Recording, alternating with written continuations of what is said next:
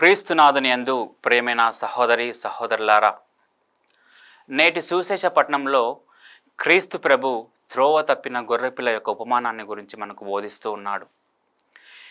ఎలాగైతే ఆ గొర్రెల కాపరికి తనకున్న 100 గొర్రెలలో ఒకటి తప్పిపోతే ఆ మిగతా 99 గొర్రెలను అక్కడే విడిచిపెట్టి ఆ ఒక్క గొర్రెపిల్ల కోసం వెతుకుటకు వెళ్తాడో, అలా వెతికే సమయంలో అది దొరికినప్పుడు ఎంత సంతోషిస్తాడో, అలాగే మన తండ్రి దేవుడు కూడా తన నుండి దూరమై తిరిగి మారు మనసు పొంది పశ్చాత్తాపంతో తన దగ్గరకు తిరిగి వచ్చిన వారిని కూడా అంతే సంతోషిస్తాడు.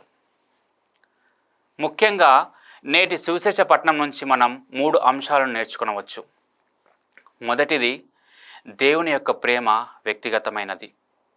ఆయన మనలను ఒక సమూహంగా మాత్రమే కాకుండా వ్యక్తిగతంగా కూడా ప్రేమిస్తాడు. మనం ఆయన నుండి ఎంత దూరమైనా, ఎన్ని పాపకూపంలో మునిగిపోయినా కూడా ఆయన మనను ప్రేమతో వెతుక్కుంటూ వస్తాడు.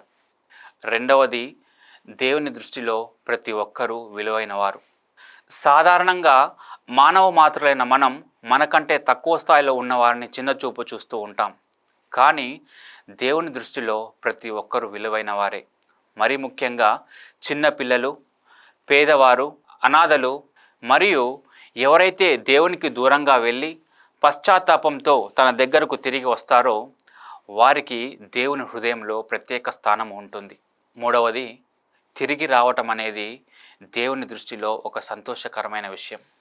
మారు మనసు పొంది పశ్చాత్తాపంతో ఎవరైతే దేవుని దగ్గరకు తిరిగి వస్తారో దేవుడు వారి పట్ల చాలా సంతోషం వ్యక్తం చేస్తాడు మరియు అలా తిరిగి వచ్చిన వ్యక్తికి మంచి ఆశీర్వాదాలు దయచేస్తాడు.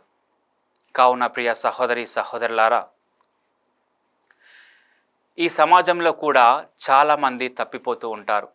కానీ మనం వారి గురించి చెడుగా ఆలోచిస్తాం. కానీ నేటి సువిశేష పట్టణంలో క్రీస్తు ప్రభు మనకు చెప్పిన విధంగా వారిని ప్రేమతో వెతికి ఓర్పుతో తండ్రి దేవుని దగ్గరికి తీసుకొని వెళ్ళాలి. అప్పుడే మనం క్రీస్తు జయంతి యొక్క పరమార్థాన్ని తెలుసుకుంటాం.